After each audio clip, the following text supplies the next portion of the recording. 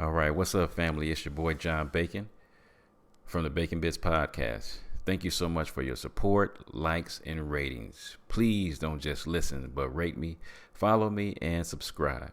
This is an amazing way to offer free support.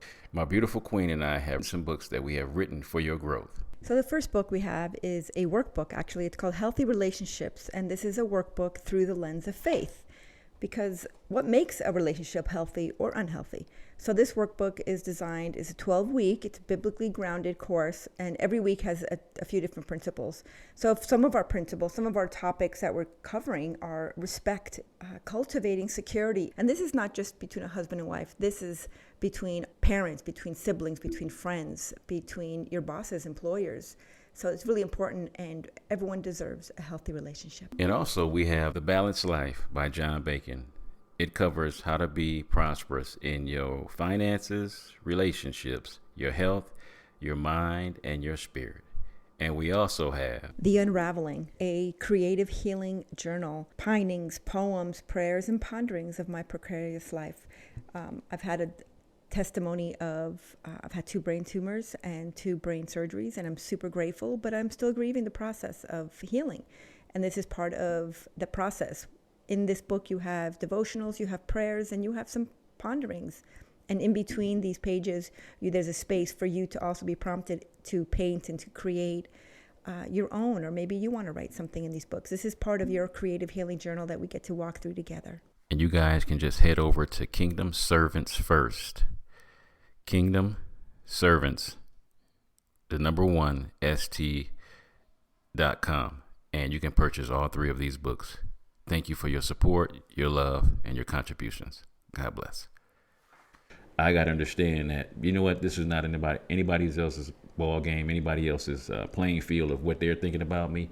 I got to know that, you know what, I'm being respected, and I have something to be respectful for because I'm made in the image and likeness of God.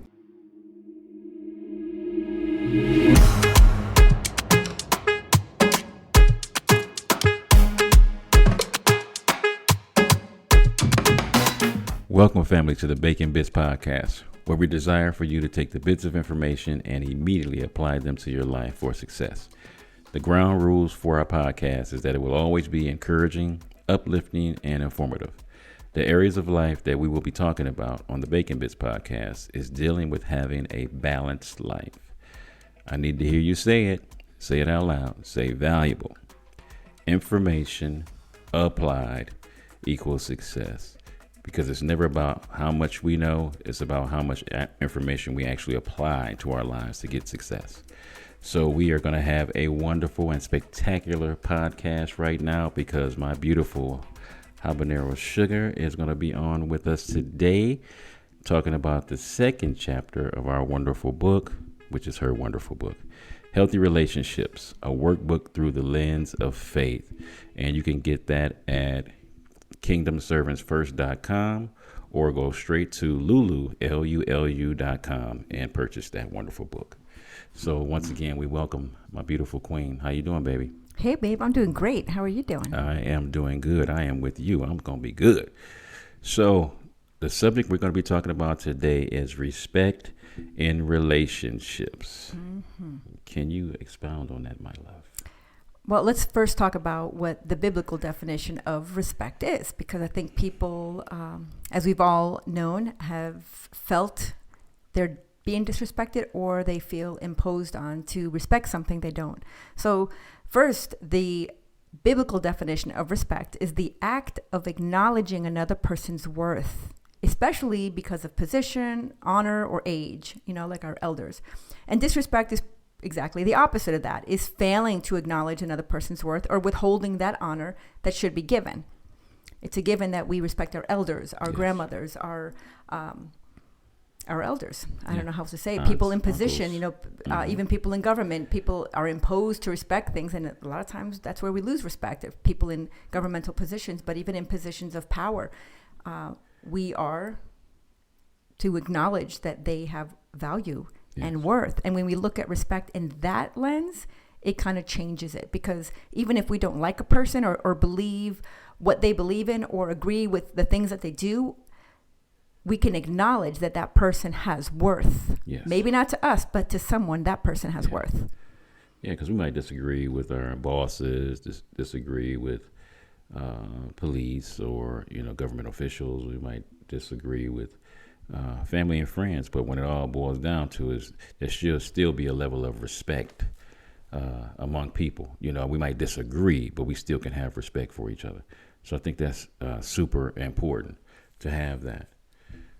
Yeah. And, if we really believe that God has created everyone, every individual, all people are created in his image, regardless whether or not they even believe in God, we still have to show them proper respect. We should show people honor because their souls are more valuable than all the wealth in the world. And it's crucial to every relationship is even a little baby. You have to respect that a child can't communicate the way we want them to. Yeah. And sometimes people get frustrated. Anyone who's been a parent remembers that frustration of not being able to communicate to a child, and we wish the baby crying could just tell us what they need, but we have to learn how that baby communicates so we can respect their abilities or their lack of ability to do something that we think we're lacking respect in.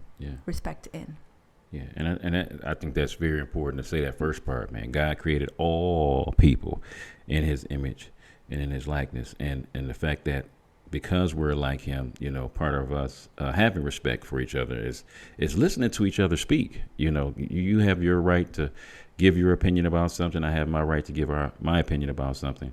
And for us to respect each other's opinions and not just dog the other person out or put them down for their angle of how they believe about anything, but for us to respect them and say, you know what, that's working for them, and that will respect you in that aspect, because everybody deserves respect. Everybody. I think the thing that I love sometimes, because we used to focus so much on respecting our elders, is I love the fact that we can respect our kids now, and the reason why I'm saying now is because our kids know way more about technology and things that we have no idea about. And I'm talking about me, you guys ain't got to take it personal, but I'm talking about me, and that the fact that I can just ask my babies, something that would take me hours literally to figure out. I can just talk to them and respect them for their knowledge of their technology, and they can knock something out in 15 minutes. And so it's beautiful, the playing field of how respect can be across the board from the baby all the way to the eldest person that's in the room. Absolutely. Respect is crucial in every relationship we have. We don't always agree with our parents, but we have to respect them. Yeah. We don't always agree with our siblings. We don't agree with the way that they live their life maybe, but we respect the fact that they are our siblings, our extended family. We might not like the way parts of our family live. We might not like step families coming in and running things differently than when we used to run them. Maybe we don't respect certain things. We might not respect the way church family, everyone operates, or in our job. We might not respect how our employer is running things, but we have to respect their position and in turn respect our position in there, and to know our position. And that is, we have to have our self-respect, just as important as also giving respect. Yeah, I think the self-respect is a huge one. And I think a lot of things that people don't take in consideration is, why don't you be a person that respects your own word?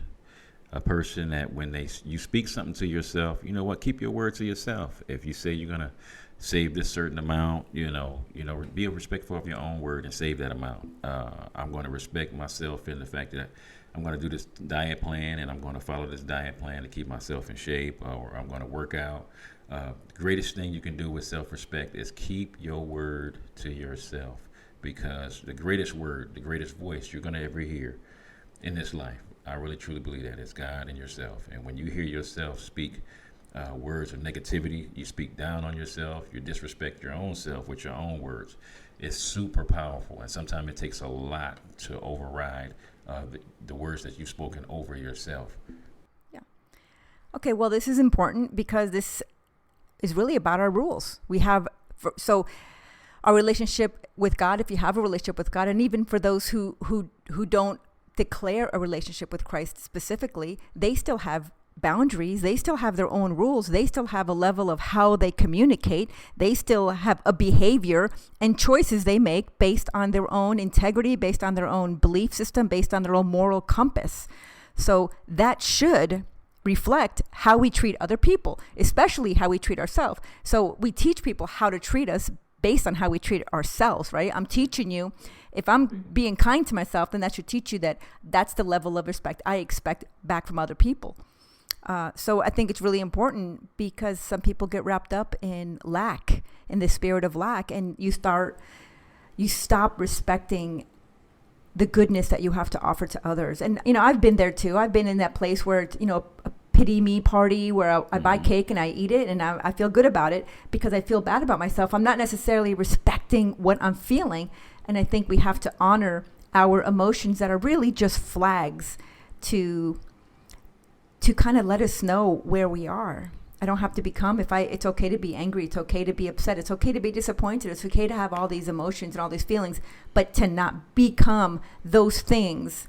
And that's part of honoring and respecting self. And how I want to be viewed is not a person who's angry or depressed or upset or easily moved and swayed. I want to be a person that's steady, and it's the same person you see in the morning is the same person you get at night. And of course we all have our moments, but ultimately my relationship with Christ is going to reflect how I respect God and his rules for me, or his boundaries. Yeah. I shouldn't say rules, but his boundaries for me are for my protection. And it's going to affect how I respect myself, especially now that I'm disabled. Now that I am disabled, it's changed. My level of my spirit is willing, but my flesh is weak. I cannot do the things I used to do before.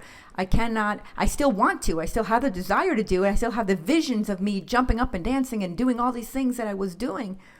But I have to respect my limitations. Yes. So it has changed. And throughout our life, I think it changes. I don't have the energy I had when my kids were little. I don't have the ability I had 5 years ago. So I have to reevaluate, like we did last week. Last time we talked about our identity. And I have to redefine that based on a chapter in my life and the season of our life. So our relationship with Christ, and should it reflect to people and to others and to ourselves? Absolutely. Yeah. There should be a sign of how you carry yourself and how you communicate and the company you keep.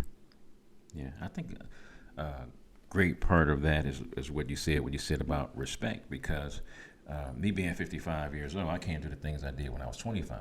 So I got to respect this level of where I'm at right now and cut myself some slack, because there's things that I just cannot do. I can't run no 4.40. It might be a 5.840 now, if that, so there's certain physical limitations that I have to respect, because that's just part of getting older. Certain limitations of the thought process, certain limitations of how fast I can go, how quick I can do things. So you have to respect the physical things of it. As you get older, man, there's things that you have to say, you know what, I got to bow down to this, can't do it no more like I used to, and I got to respect that and be grateful that I'm still able to do what I can do at the level that I can do it. So not to expect the 55-year-old me to be able to do the things, whether it was think as quick as I used to be able to think or do the things I would be able to do, to respect that, this is the age I'm at right now. Let me respect this age and, beautifully just let it be what it is. So I would have to ask, when it comes to respect, what are some of the obstacles to respect? So how can we cultivate a life of respect in a disrespectful culture? That's a question that we all ask ourselves. Whether or not we are able to articulate that is a different question. But do we still respect others when they disappoint us? Mm-hmm. We tend to lose respect for ourselves when we disappoint ourselves and we do something wrong. Boy, we're quick to just tear ourselves down. Yes. When we don't get our way in something, we see children. If they don't get their way and they don't get the extra piece of cake or a toy in the store every single time, they might have a little attitude, and they have no respect at that point. Even when we feel disrespected, are we willing to give as much effort in our approach, in our communication, when we are feeling disrespected or being disrespected?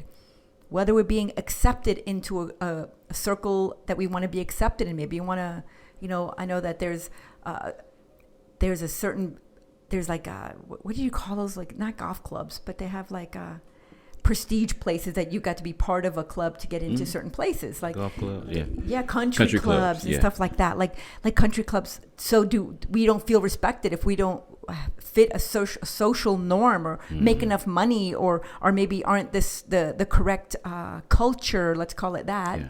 When we get excluded from places, rejected, what does that do to whether or not we continue to respect those same people that are rejecting us, excluding us, not accepting us, and just simply it does something to us. And does it change the way we approach them? Because are we just as willing to respect them? Do they still have value and worth? Absolutely. Do we feel like they do? Not always, because we didn't get our way and we were excluded. So how do we do that? How do we cultivate a life of respect in a disrespectful culture? Well, and that starts once again with self-respect. You know, you will not allow yourself to be disrespected by those around you if you respect yourself.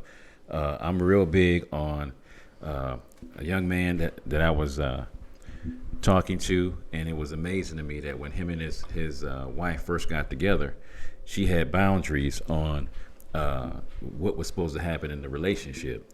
And she asked him the same question, you know, what's the boundaries that you want to place on our relationship? And he said none. So the part that was heartbreaking for me is, as he was, you know, he's going through his recovery, you know, he's discovering the person that he is. He's starting to respect himself. And now there's some things that's been in the relationship, in their marriage, that he doesn't like. So as he's speaking to her, you know, she's saying to herself, you know, that window of, you know, you placing your boundaries on me has passed. And so now you just have to deal with the kind of marriage that we have. And we already been married for 7 years. So that is one of the heartbreaking things, is when we don't have no respect for ourselves, that others won't have respect. And all somebody has to do is watch you for 24 hours. And that usually gives them a great indication of how to treat you. And if they notice that you don't respect yourself, keep your own word to yourself, they won't keep their word to you either. I remember when we talked the last time about our identity. And when we know that we have value and we have worth and we know whose we are and we know who we are, that should help us carry on in how we treat others and how we treat ourselves. Because when you have value and you totally know that, then you don't accept any kind of trash in your life anymore. You don't, you know, you want to, you know, a lot, I hear women say, you know, there ain't nothing out there but these dogs out here. And I'm like, well, stop feeding them Alpo and they'll stop coming around. So a lot of it is, what are you accepting in your life? Yeah. What are you allowing in your life? And how are you carrying yourself in a way that they think it's okay to approach you any kind of way? Because there's something happening there. So we need to go back and first identify who we are, whose we are, and what value you place on yourself, because you're more valuable than all the precious gems and all the money in the world. But we laugh it off, and we don't always believe that about ourselves. But we have to go back and, what does God say about us? We are made in His image. We are fearfully and wonderfully made. We are the head and not the tail. We are above and not beneath. That we can do all things. That we are conquerors. That good things are happening for us, and we just have to walk it out. But we have to have a level of integrity. We have to have a level of. We have to know where our moral compass is. We have to know that. Christ in His time people didn't have a Bible. They didn't have the word to read to know how they were supposed to behave or what they were supposed to say or how they were supposed to treat people. They just watched and they caught on. They watched and they caught on. And we have to decide who we are, and we have to watch ourselves and catch ourselves.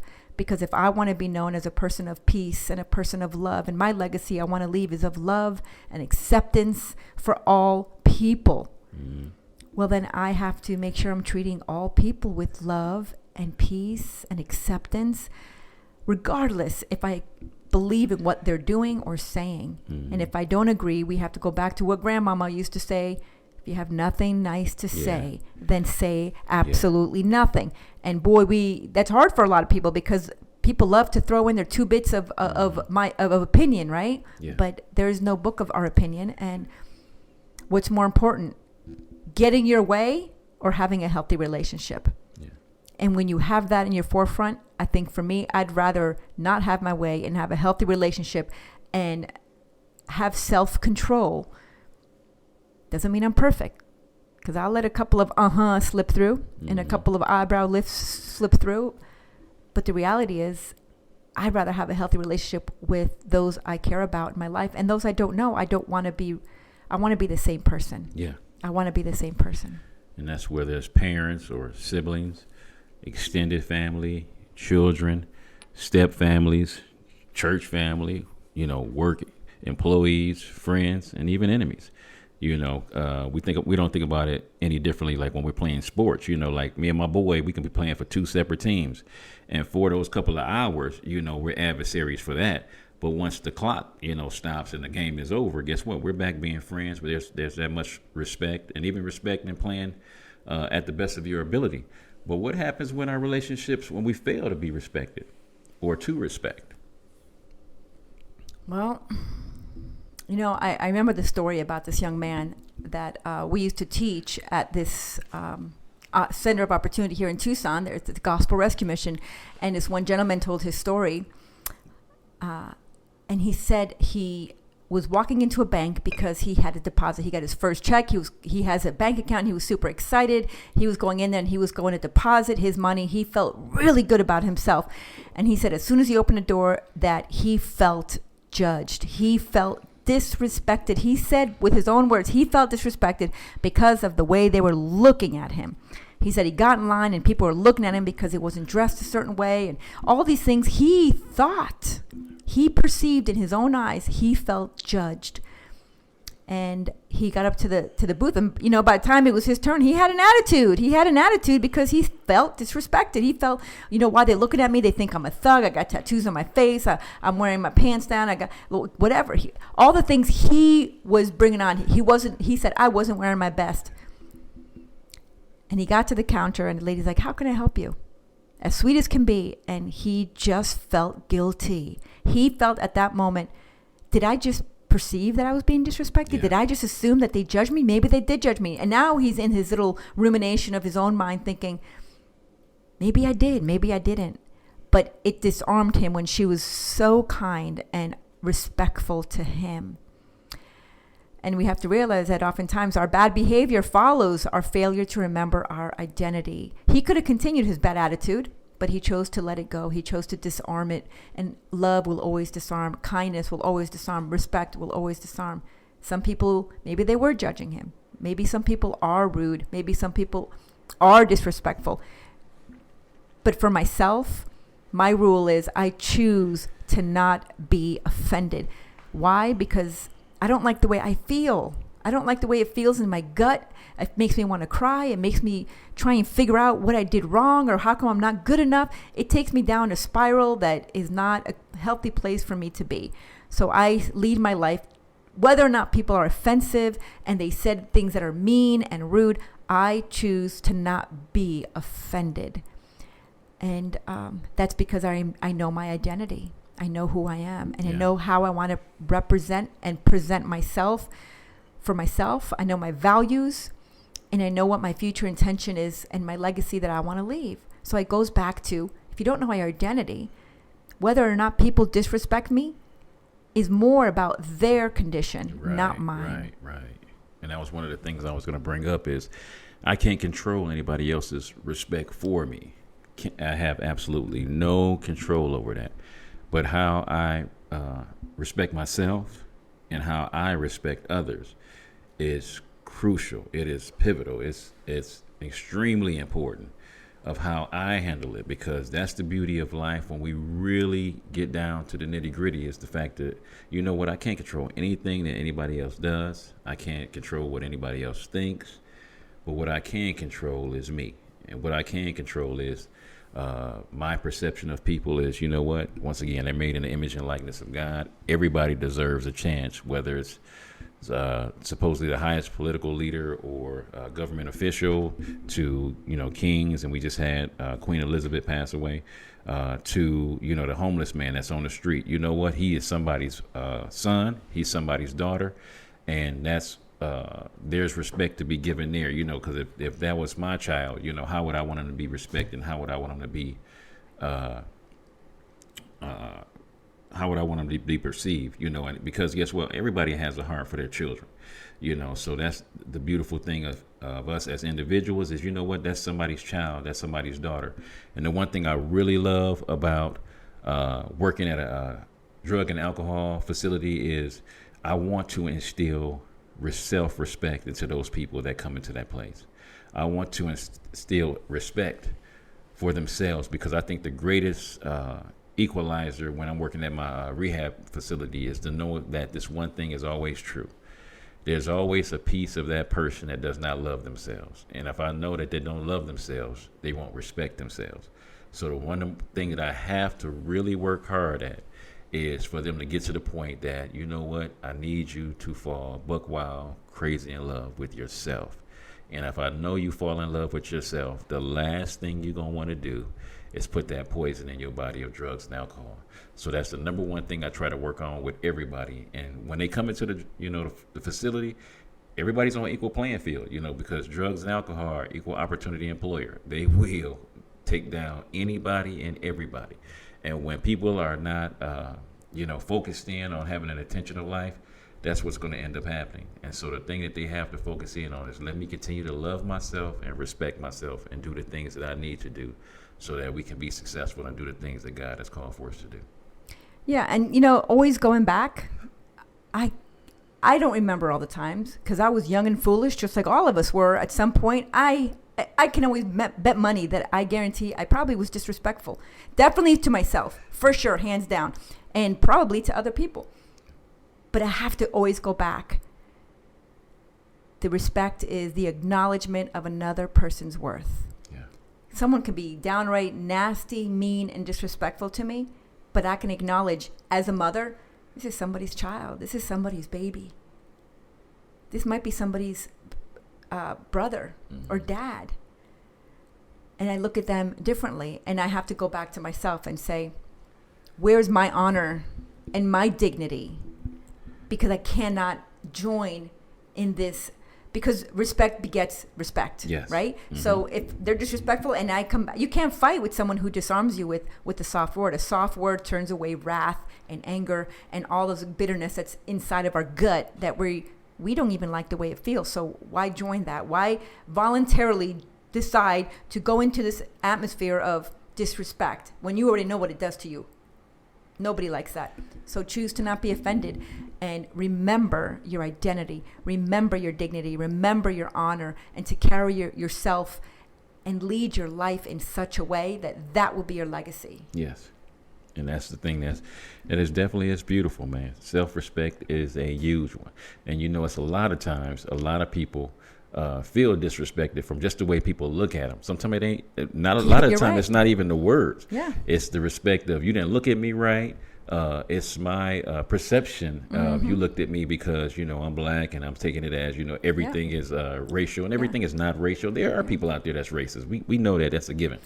But to know that everybody that looks at me that's not my color is not racist or prejudiced against me. It's just I'm feeling disrespected because guess what? In that moment, I might be in my feelings, being in my emotions. And I know I'm not right at this moment because I'm in my feelings or my emotions. But I'm having a moment and I got to catch that from my desire to say, you know what, me desiring to be my best, I got to understand that, you know what, this is not anybody else's ball game, anybody else's playing field of what they're thinking about me.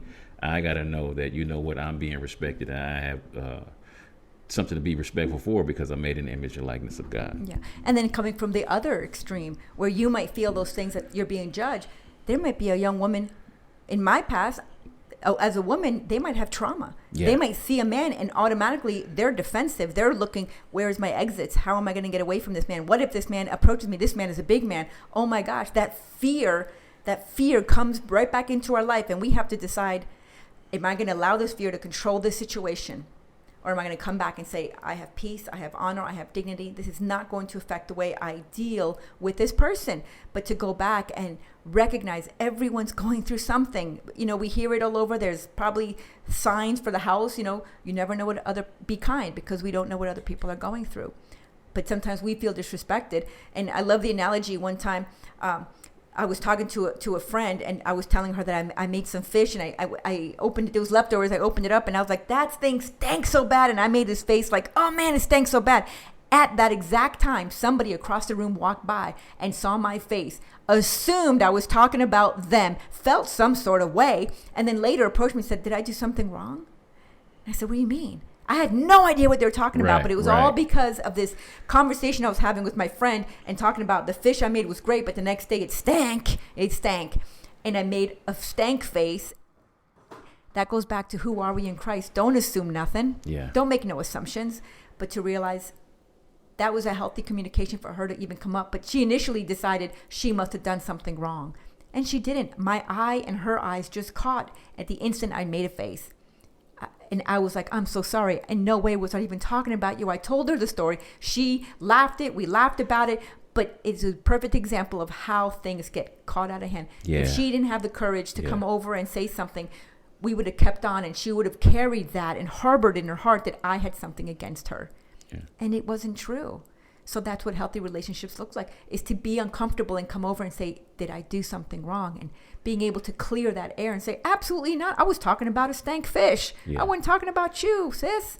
And allow that to be like, oh, and then we can just laugh about it now. But look how easy it could happen, how quickly something could be taken completely out of context and taken to a level that it never was meant to be taken to. Yeah, because respect is extremely important, because you always go back to the thing that the Lord said in his word was, for wives to love their husbands.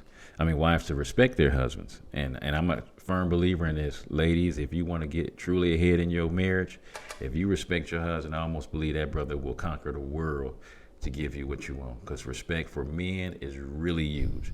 Husbands, what is your desire? It should be to love your wife as Christ loved the church and be willing to die for her. So love for the women and respect is really used for men. And that's a big one that I'm so grateful that, I have a wife that loves me, adores me, and truly respects me. And I'm so grateful for that.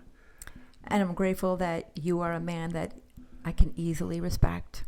And with that, I want to make sure I've seen marriages that people get caught and say, I have to respect my husband, but they have affairs. They're doing wrong. They're spending all the money. They're cheating on their wives. So there's a place for that. Yeah. Men and women, we all have to know who we are in Christ. We have to know our true identity, and we have to know that we're valuable. Whether or not you believe in Christ doesn't change your value. It doesn't change the fact that you are fearfully and wonderfully made, and you're worthy of all great things in this world. It doesn't change the fact. So we have to remember that we have to carry ourselves in a way that we can honor ourselves with dignity and with integrity, and keep checking our moral compass. Yeah. Man, that's important, boy. I am so glad we had this time together. Thank you guys for listening to another wonderful episode of the Bacon Bits. If you would love to, there's going to be a commercial playing at the end of this, of where you can pick up this wonderful book, Healthy Relationships, a workbook through the lens of faith, created by my wonderful wife as a wonderful tool on how to build relationships. Guys, we love you. We are so grateful and thankful for your time of listening to this podcast. But don't just listen to it. Don't just memorize the information. Apply it to your life so you can have success. We love you. God bless.